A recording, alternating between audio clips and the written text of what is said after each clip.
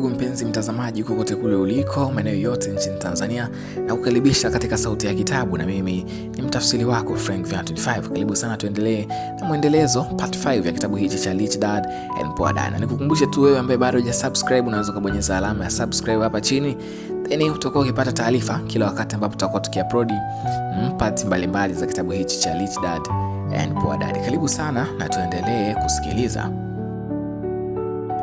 Mwaka 1990, Mike alichukua himaya ya baba yake, na kwa kweli anaifanyia vizuri zaidi hata kuliko baba yake alivyokuwa akifanya.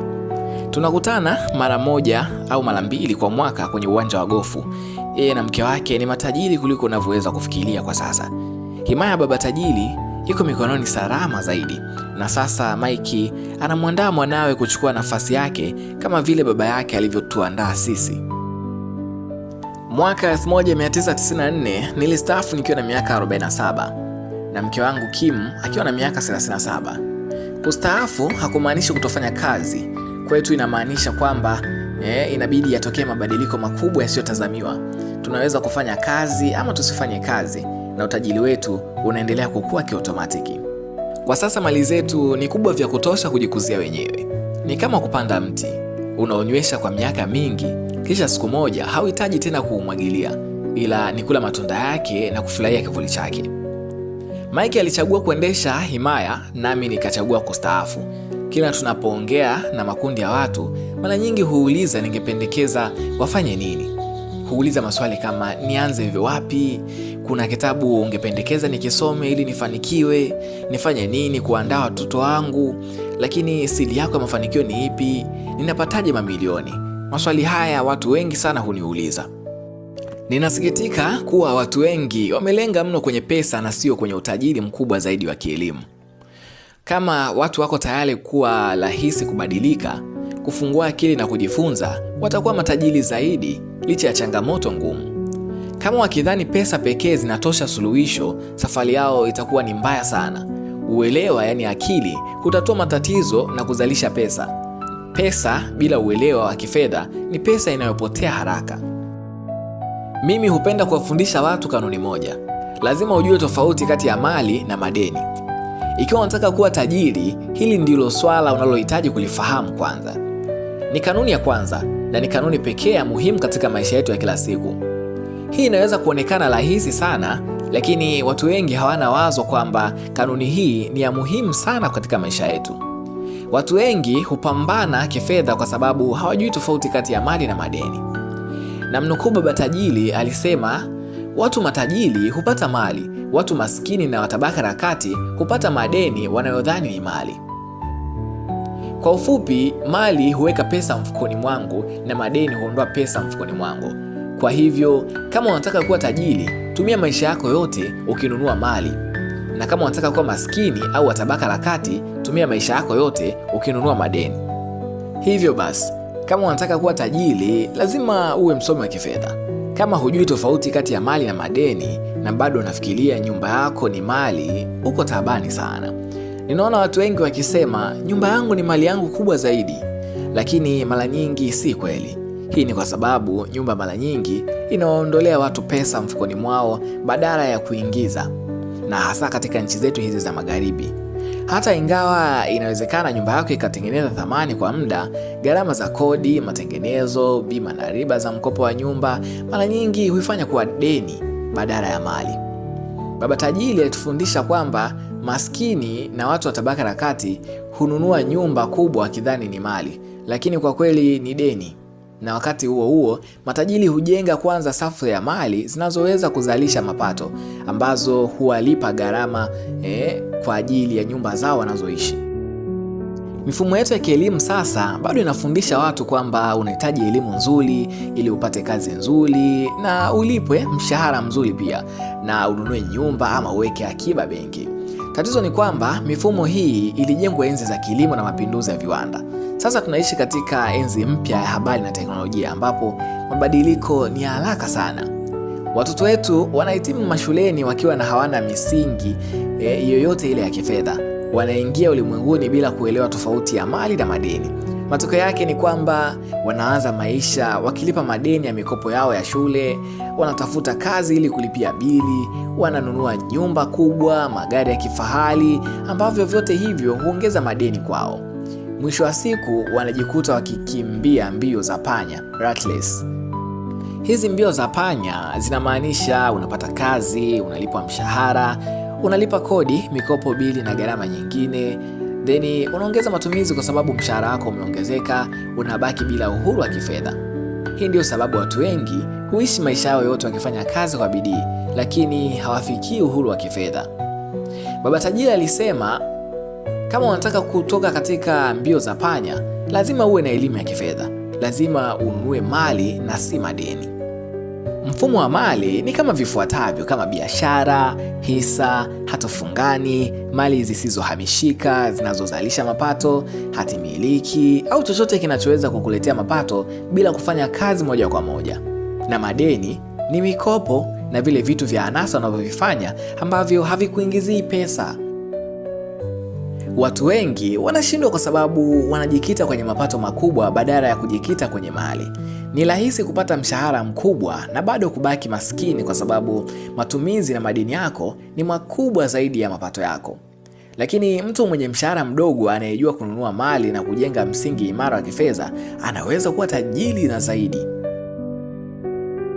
Mwaka 1974, Ray Kroc, mwanzilishi wa kampuni ya McDonald's, aliomba kuzungumza na wanafunzi wa shahada ya uzamili wa biashara MBA katika chuo kikuu cha Texas kule Austin. Rafiki yangu alikuwa ni miongoni mwa wanafunzi hao. Baada ya hotuba yenye msisimko, wanafunzi walimwalika Ray aungane nao sehemu ya starehe ya kunywa bia. Ray alikubali kwa heshima. Wakiwa wamekaa na vinywaji vyao, Ray aliwauliza, "Niko kwenye biashara gani?" Wanafunzi walicheka wakidhani ana utani. Hakuna aliyejibu. Hivyo aliwauliza tena, na hatimaye mmoja akasema kwa ujasiri, "Ray, nani asiyefahamu kuwa wewe uko kwenye biashara ya mikate?" Ray alicheka na kusema, "Hapo ndipo nilipotaka mfikie. Lakini ukweli ni kwamba mimi siko kwenye biashara ya mikate. Biashara yangu ni mali isiyohamishika, real estate." Ray alieleza wazi. Ndiyo, aliuza vijumba vya kuuzia hamburger ambayo ni aina ya mikate, lakini hakuwahi kusahau jambo kuu, eneo na ardhi ambapo vijumba vilikuwa vikiwepo. Kila aliyekuwa akinunua vile vijumba kwa hakika alinunua pia na ardhi na eneo kwa faida ya shirika lake. Ndiyo maana leo hii McDonald's ni mmiliki mkubwa zaidi wa ardhi duniani, hata zaidi ya kanisa Katoliki. McDonald's anamiliki maeneo yenye thamani kubwa zaidi duniani kwenye makutano ya barabara na kona muhimu za kibiashara. Rafiki yangu aliona hili kama somo kubwa zaidi maishani mwake.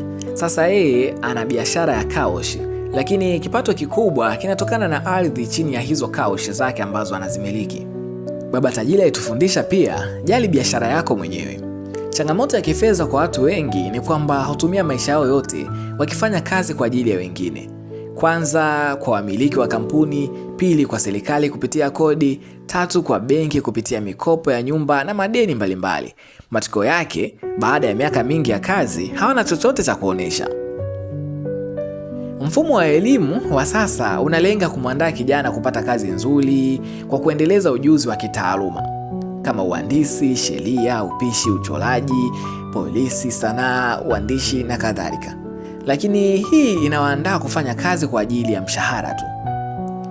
Lakini kuna tofauti kubwa kati ya taaluma yako, profession, na biashara yako halisi.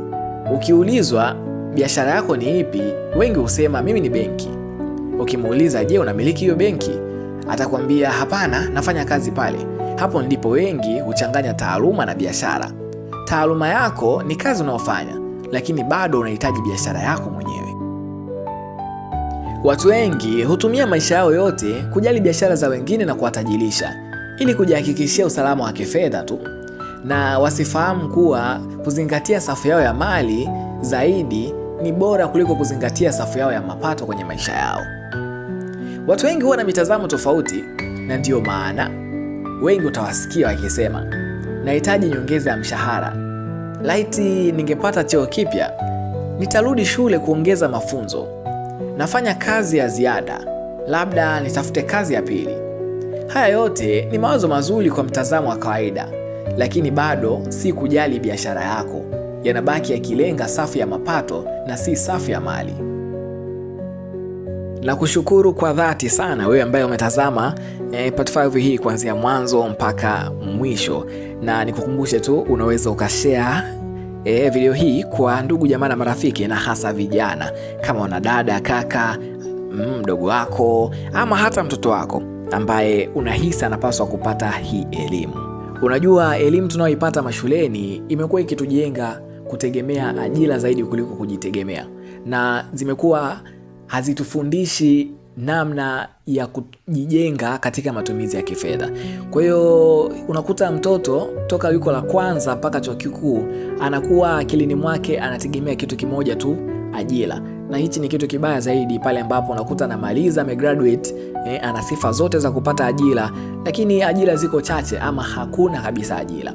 Kwa hiyo inamchukua muda mrefu tena kuja kutengeneza akili mpya ya kujitegemea kwenye maisha yake. Kwa hiyo kama una mtu ambaye ni mdogo wako, kaka yako, dada yako ama hata mtoto wako, unahisi hii elimu inamfaa, tafadhali unaweza ukashare linki hii kwake ajifunze. Sawa, clip zingine zinaweza kuwa za masimulizi, lakini zipo ambazo anaweza akapata kitu kinachoweza kumjenga katika maisha yake na kuacha kuweka akili zaidi katika kutegemea ajira, lakini aweke njia mbadala kama hiyo ajira ambayo anaitegemea ataikosa huko mbeleni kwenye maisha yake. Mimi naitwa Frank Vena 25 na kutakia wakati mwema, tukutane tena Ijumaa nyingine.